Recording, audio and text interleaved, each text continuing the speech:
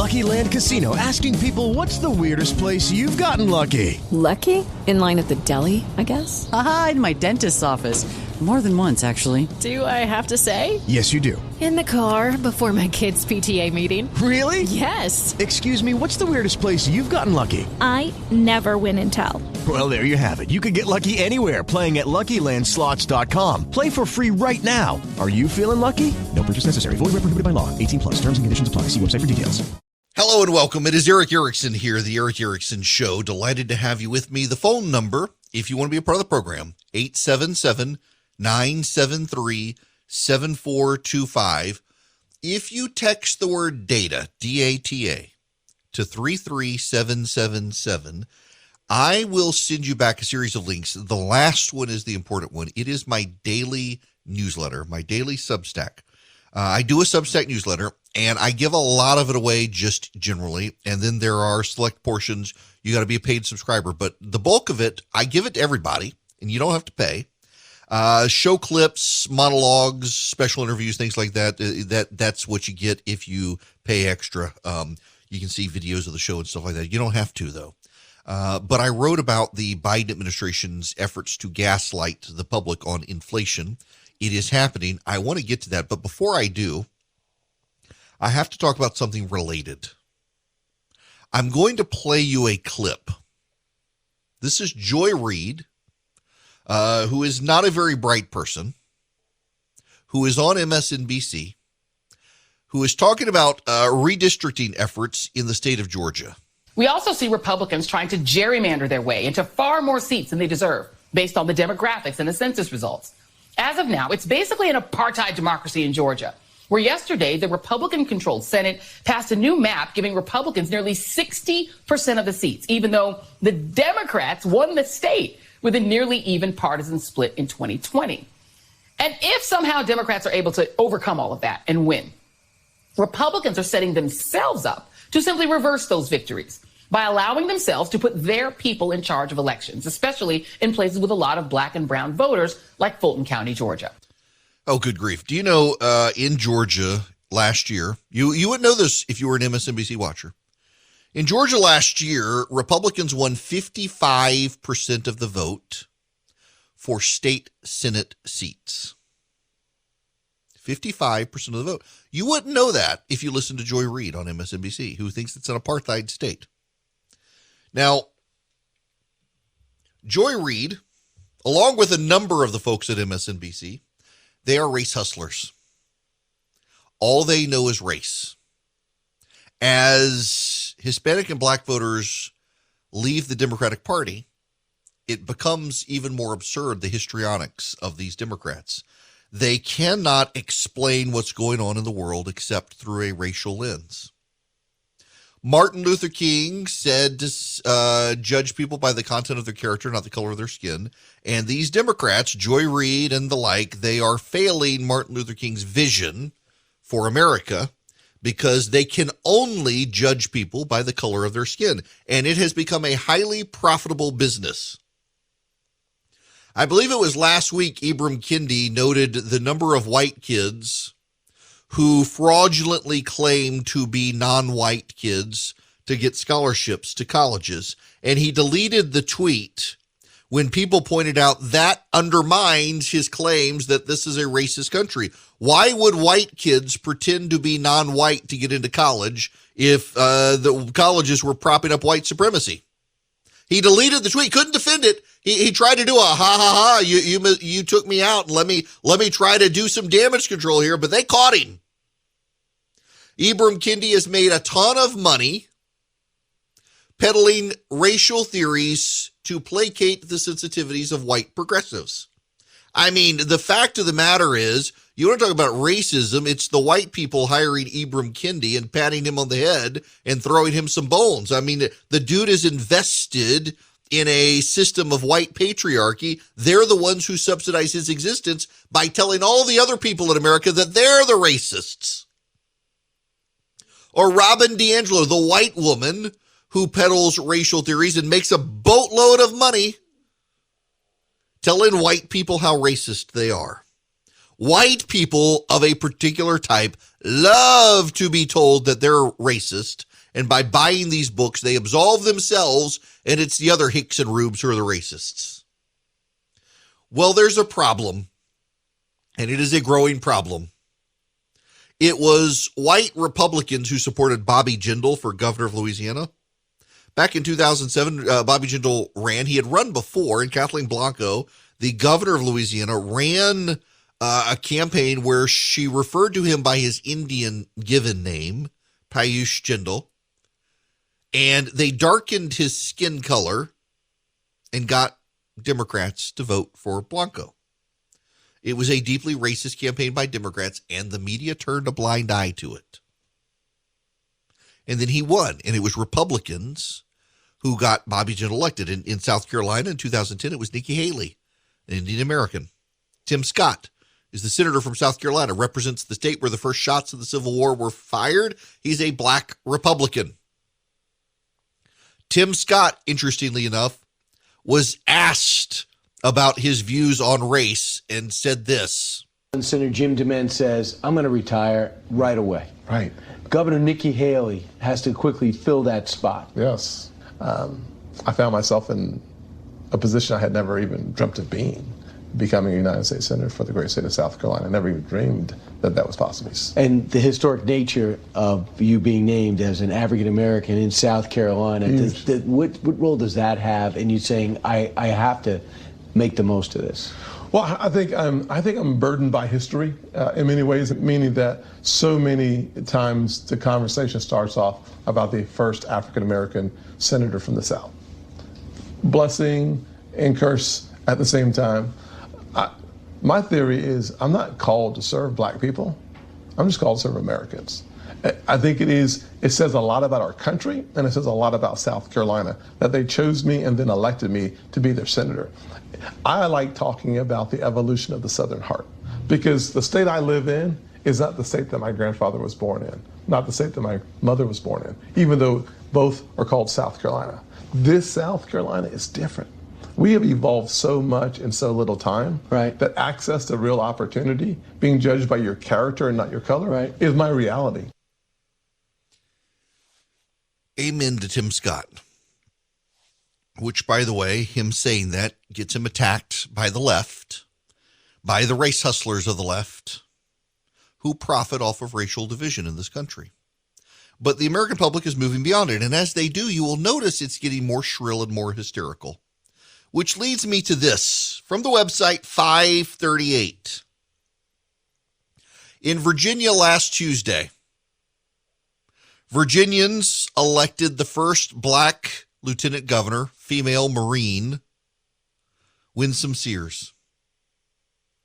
They also elected the first Hispanic attorney general in Virginia.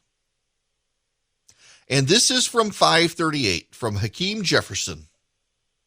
Why white voters with racist views often still support black Republicans. Can white voters who back a black candidate still hold racist beliefs and views?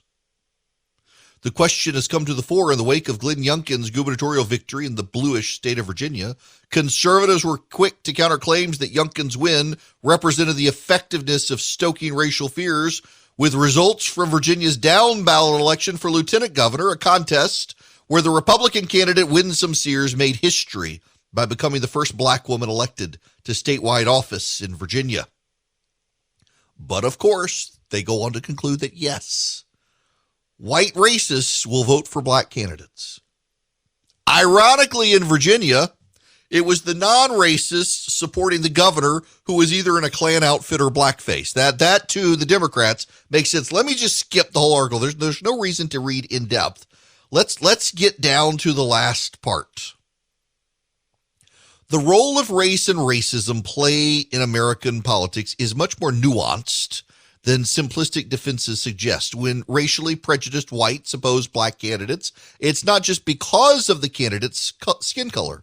It is also because they perceive, sometimes wrongly, that the black candidates, especially black Democrats, have ideological commitments that are at odds with the interests of white Americans. Likewise, when racially prejudiced whites support black Republicans, it's hardly the case that they've become progressive on race. Racially prejudiced whites did not vote for Sears because they appreciate her attachment and commitment to black people. They were willing to support her because they discounted it.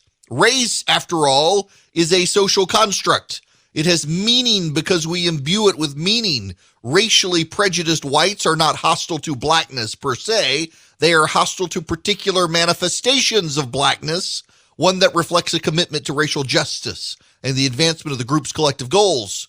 Racially prejudiced whites are not bothered much by a manifestation of blackness that is ideologically consistent with their own identities and attitudes. In other words, white people are happy to vote for black people that don't disrupt white supremacy. That's what this guy is claiming. The reality is that the Democrats have so woven race and racism into American politics in ways conservatives have not, that if you do not vote for the Democratic Party, you are presumed to be racist. So if you are a black person who runs as a Republican, you are propping up white supremacy. If you are a black person who runs as a Democrat, you are propping up racial harmony. They have so bottled up race and racism and tied it inexplicably and inappropriately, woven it into the fabric of the political parties, that you are a white supremacist if you are a black person and a Republican. Hakeem Jefferson, you will not be surprised to learn, is a professor. He's a professor at Stanford University, where he is affiliated with the Center for Comparative Studies of Race and Ethnicity. He's an expert on race and identity in American politics. In other words, he is a professional race hustler. As this country moves beyond its racist past, and there was a lot of racism in the past in this country, you might as well admit it. It's true. And as we move further and further from it and are less and less concerned with race, people like Hakeem Jefferson are more likely to be out of a job. People like Ibram Kendi will not be able to make a living. People like Robin DiAngelo will not be able to sell books. As we move towards a future with greater racial harmony, the race hustlers have to scream louder and be even more belligerent in order to keep making money. That's what's going on here.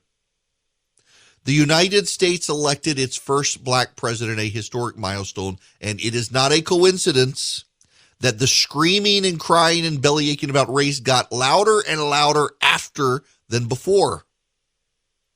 Because we are progressing to a better future where people are less concerned with race and racism. And so those people who have for years peddled the idea that demography is destiny and America is racist, they've got to scream even louder because they cannot acknowledge they were wrong. They cannot acknowledge that we're moving to a better future.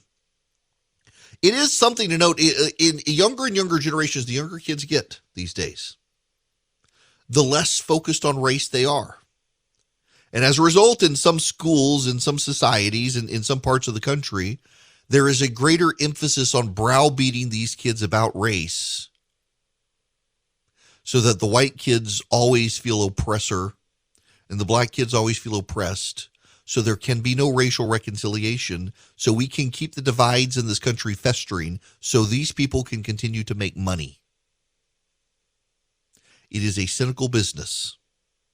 And they are the chief cynics, profiting off racial strife in this country as we continue to progress towards a future where we do fulfill Martin Luther King's vision of judging people by the content of our character, not the color of our skin.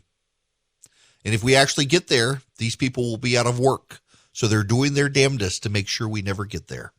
Hello there, it is Eric Erickson here. The phone number, 877-973-7425. Chris Hayes of MSNBC is the latest to suggest that maybe all the diversity, equity, inclusion training corporations are forcing upon their employees isn't actually grounded in much of anything. You know, as I was coming back, I lost track of the time and was about to put up a tweet that one of the few upsides of Twitter is how easy it is now to expose the intellectual betters of the left to be idiots. Nicole Hannah-Jones is on Twitter arguing on this Veterans Day that Americans dropped the bomb on Japan when we knew they were going to surrender because they'd spent all the money developing the nuclear bomb and wanted to prove it was worth it. This is the person Democrats turn to for history. And you know, if you listen to Ibram Kendi, for example, try to define what it means to be racist and anti-racist, dude has no idea. He just makes up word. It's word salad time. The corollary of the holistic systemic approach to racism is the corollary corresponding coefficient to the non-racist actions to diffuse and mitigate and necessitate the negative of racism is anti-racism. You're like, what was that? It was gobbledygook. It's like, you know the game people play now? When you use, if you have an iPhone or I think an Android device will do it, but they're inferior, so I don't play with them. You open up like Messenger or email and it suggests words. So for example, I'm going to do this. I'm going to open this up. I will send my producer an email and I will start it. I have to get a new one for the next week, and I don't want to do it again tomorrow, but I don't want to do it again today. Wow, it's word salad time. That's Ibram Kendi when he tries to explain anti-racism and racism. It's Nicole Hannah-Jones when she tries to explain history. They're literally just pushing the first word choice on the iPhone. And the left is like, oh my gosh, it's genius. I can't understand it, so it must be good. This reminds me, you know what it does remind me of? Historically, the Gnostics. It is Gnosticism, by the way. So Gnosticism essentially is a religious claim. Scientology is Gnosticism. That there is a special insight that can be acquired if you will follow along with these guidelines, that the superficial knowledge everyone else has actually has a deeper, higher meaning. And if you will follow along, join the group, buy the pamphlets, go through the Xenu testing, you'll get the special hidden insight into the world that no one else has. And that's what Nicole Hannah-Jones and Ibram Kendi and the like do. If you will buy their materials and pay them $1 bajillion to come speak to your group, you will get the special insight into the way the world works that no one else really can understand or appreciate without you paying them money to teach you. It's Gnosticism. And the world is full of Gnostics these days in so much of what we do. Hi there. It is Eric Erickson here. The phone number is 877-97-ERIC, 877-973-7425. Let's go to the phones. Waiting patiently is Mark out there. Welcome, Mark. Thank you, sir. Thank you for having me on. Sure. I want to bring the idea to the state of Georgia, all the voters, that we want to speak up and actually say to a representative out there, we want term limits on the House and Senate. And we would like a referendum brought to the state of Georgia where we can vote on it, we the people, and say we want this for our state. And maybe other states will follow suit. And that's how we get term limits on the House and Senate, because they're not going to do it themselves. You know, so we have to do it statewide, and we have to do it through our referendums and change our state constitution. Yeah, you know, I've long time thought and argued that, you know, we've got elections, just vote them out of office. The problem, however, is you've got the deck is so stacked against challengers. They are stacked against challengers for money. They're stacked against challengers with the lobbyist community. They're stacked against challengers with ballot access. I'm more and more growing on the idea of term limits. Now, personally, at the federal level, I would term limit the staff, not the congressman. But I think that it's probably time for us to try to consider some term limits here in Georgia and maybe take it larger than that. Go ahead. Let's take a look at how well this has been working out for us so far. We've had so many congressmen and senators that have been in there for 30 plus years. Yeah. It's amazing when you go on Google and look it up. It's a whole list that's been going on for decades now.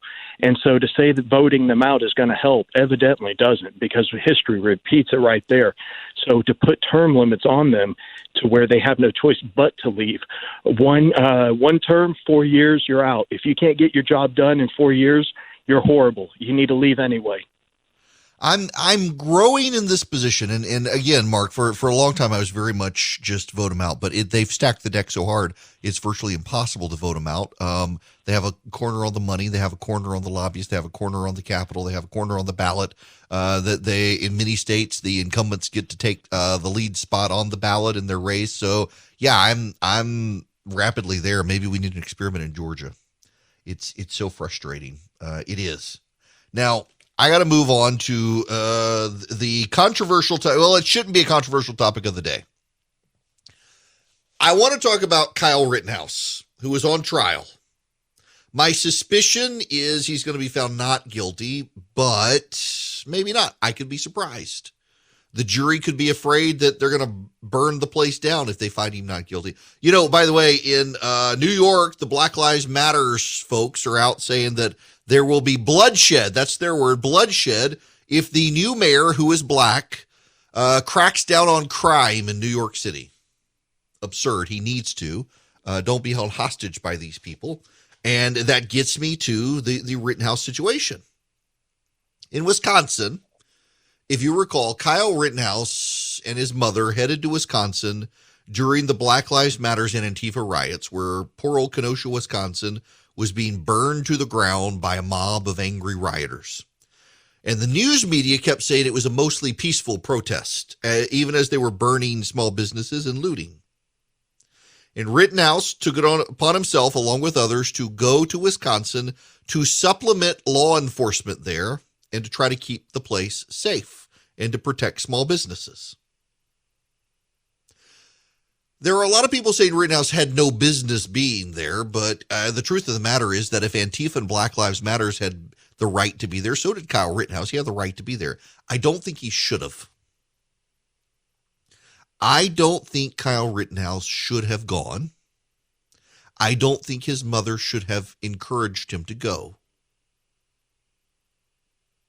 At the same time, why did he go? That's important.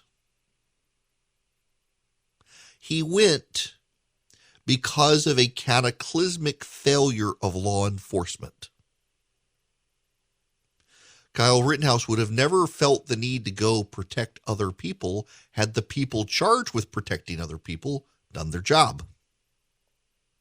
In fact, local law enforcement, you will recall at the time, was thanking those people who came in to help them because they were outnumbered.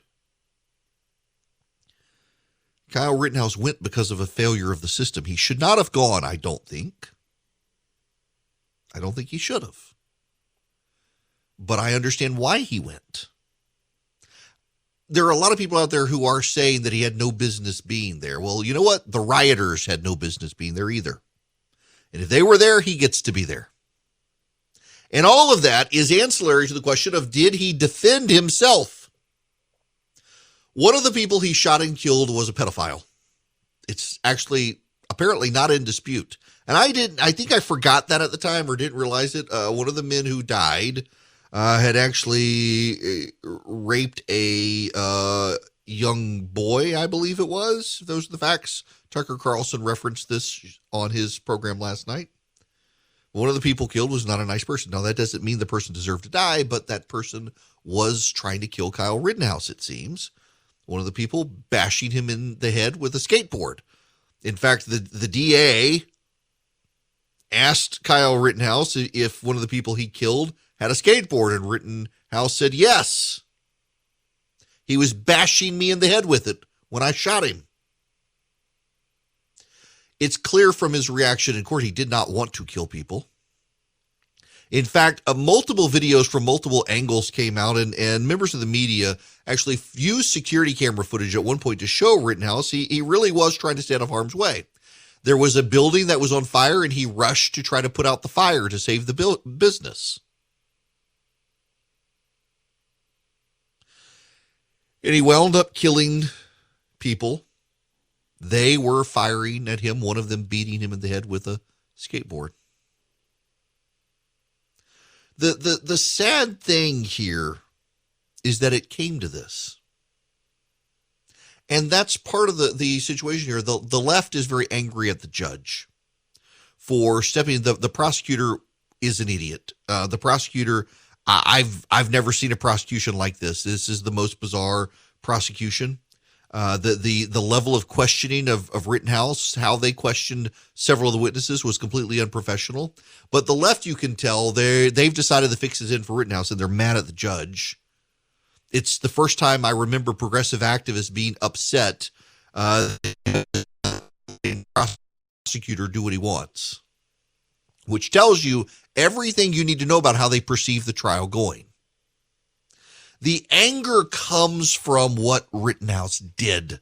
No, not the murders. That's not why the left is angry at Kyle Rittenhouse. That's the precipitating event for their rage, but their rage is deeper than that. The rage is because Kyle Rittenhouse showed up to stop progressive activists from burning a city down. We should not be angry at Kyle Rittenhouse, but at those who felt it was their right to burn down a city. And we should all be upset at the governing officials who were going to let it happen. Because they were going to let it happen. The police were completely outnumbered, and the police could not intervene because their hands were tied behind their backs. We're dealing with this in the city of Atlanta. In Atlanta, the mayor of Atlanta has forbidden police chases. Consequently, criminals in Atlanta know that if they drive with reckless abandon, they can get away with their crime. Now we have a phenomenon in the middle of the night where street racing is taking place, where people are racing each other down major thoroughfares in Atlanta, knowing the police are not allowed to stop them because they will be punished by the mayor. An 8-year-old was gunned down in Atlanta because the mayor of Atlanta allowed the mob, the Black Lives Matter Antifa mob, to take over a Wendy's parking lot where Rashard Brooks was killed by a police officer. Rashard Brooks was a man who fell asleep drunk in the Wendy's drive-thru. The police got him out of the drive-thru. When they tried to take him to jail, he had a prior record. He became violent, gave one of the police officers a concussion, shoved him down, grabbed his taser, took off, turned to fire the taser at the other police officer who shot and killed him. Now that police officer is being charged with murder, and he has no business being charged with murder. He did his job. But the mayor decided the police were bad, and they let the mob take over the Wendy's and make one of those zones where no one's allowed to go except them. And a woman with her daughter tried to turn around in the parking lot of this so-called autonomous zone, and they opened fire on her and killed the 8-year-old. Because the politicians forced the police to abdicate their duties. In Wisconsin, they forced the police to abdicate their duties. And the woke mob of angry social justice warriors of Antifa and Black Lives Matter began rioting in the streets and burning down businesses, and a boy from a neighboring state was horrified by what he saw, and he decided to go with a group of people to put a stop to it. I don't think they should have, but I understand why they wanted to. And I understand that they would not have had the police's hands not been tied. And I remember the police being grateful they were there to help. And that's why the left is so mad at Kyle Rittenhouse. That's why they want him to burn. Because he did what the progressive politicians told the police they were not allowed to do. He defended small businesses, and he defended a city. Tragedy happened as a result. not because of his defense, but because he was set upon and attacked by the mob, and he defended himself. I don't think he should have ever been put in that position. But I understand him wanting to do it.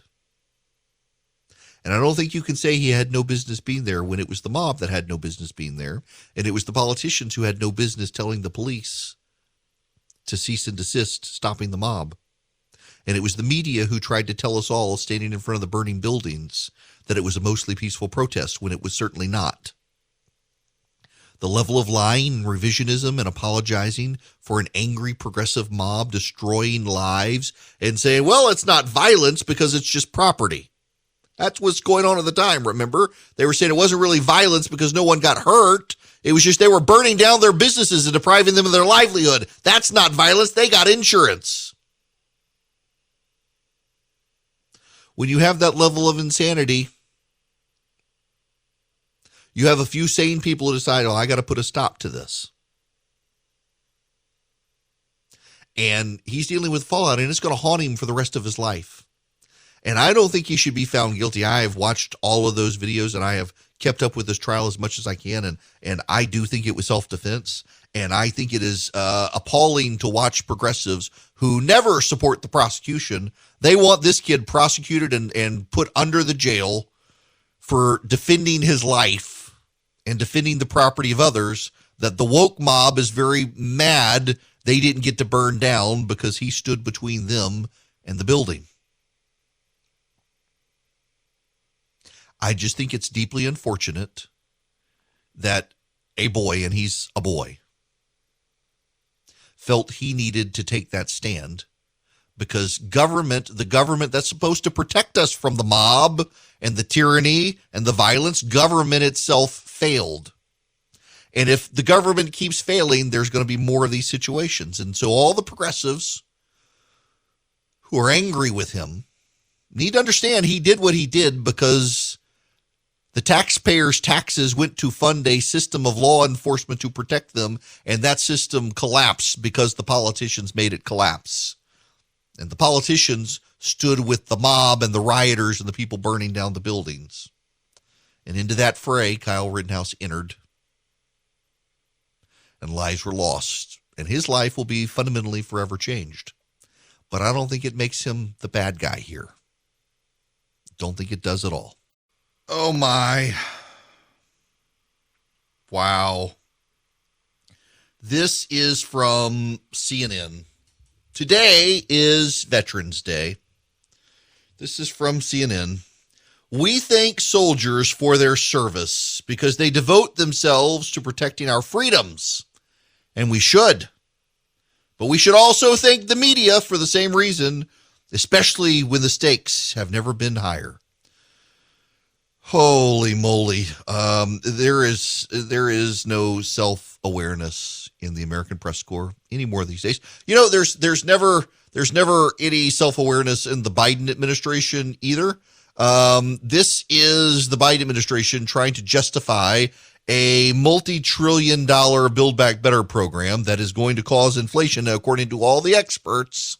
We take inflation very seriously. Economists call all these things transitory effects. These one-time increases in prices are likely to have only transitory effects on inflation. There will be transitory impacts as it relates to inflation. I believe it's transitory. A temporary or transitory impact. In the end, it will be transitory. These inflation rises will be transitory, that they will come back down next year. Inflation is going to come down next year. Inflation will come down next year. Talking inflation. The overwhelming consensus is going to pop up a little bit and then go back down. People fully expect this inflation to be temporary. There's nobody suggesting there's unchecked inflation on the way. No serious economist. The president's Build Back Better agenda as a whole will ease some of that inflationary pressure. The bipartisan infrastructure deal and Build Back Better agenda could likely ease inflationary pressures. It will ease longer-term inflationary pressures. We're going to ease inflationary pressure. I don't think that these investments will drive up inflation at all. Build Back Better will not increase inflation. The overall Build Back Better vision is designed to reduce inflationary pressures. I have 17 Nobel laureates in economics sent me a letter recently saying that my proposals would actually reduce inflation. 17 Nobel laureate economists said that if we passed both of these plans, we would reduce inflation. 17 Nobel laureates in economics said it's going to lower inflation. 17 Nobel Prize winners in economics. 17 Nobel Prize winning economists. 17 Nobel laureates. A total of 14, I think it was 14,